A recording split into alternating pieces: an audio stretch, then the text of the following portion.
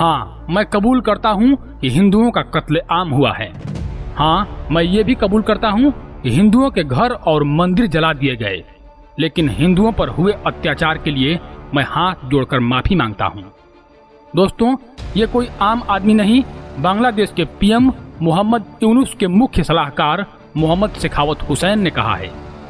ये मीडिया के कैमरे पर स्वीकार कर रहे हैं कि बांग्लादेश में हिंदुओं का नरसंहार हुआ है। আমি আশা করি আমার মাইনরিটি ভাইদের আমি মাপ চাই আপনাদের হাতে মাপ, কারণ একটা বিশৃঙ্খলা।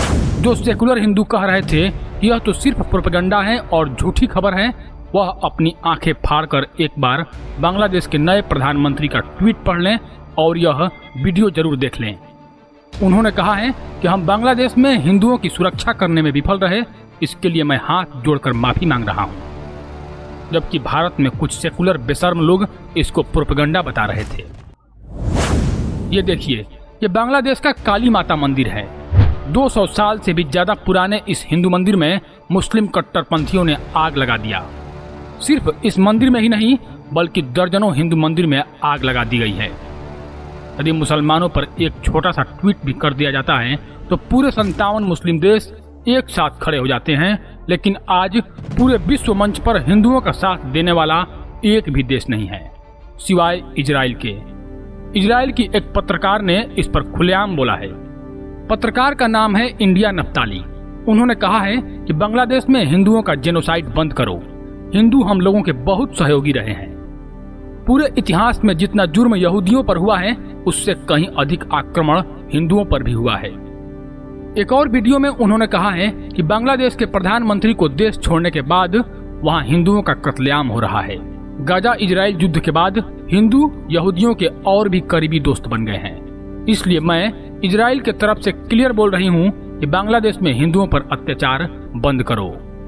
आप यह जानकर हैरान हो जाएंगे कि कुछ रिपोर्ट में यह भी दावा किया गया है कि अगले 3 दशकों में बांग्लादेश में हिंदुओं का वजूद बिल्कुल समाप्त हो जाएगा।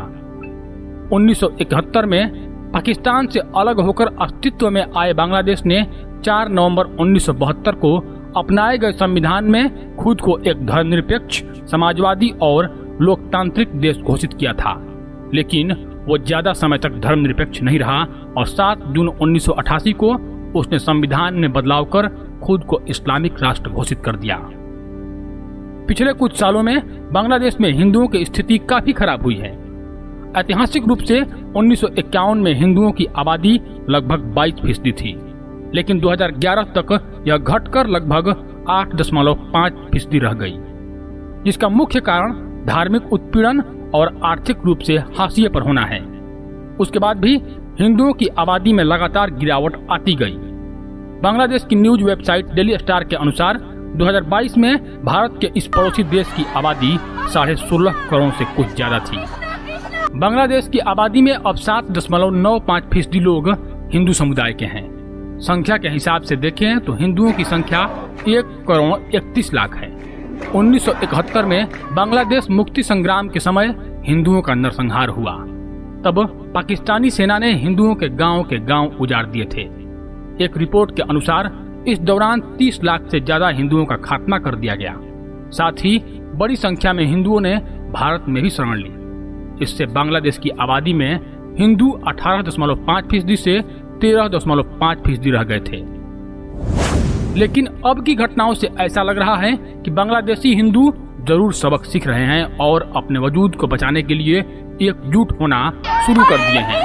तभी तो हजारों हिंदुओं ने सड़क पर आकर सरकार के खिलाफ में प्रदर्शन किया और हरे राम हरे कृष्णा का जयकार भी किया।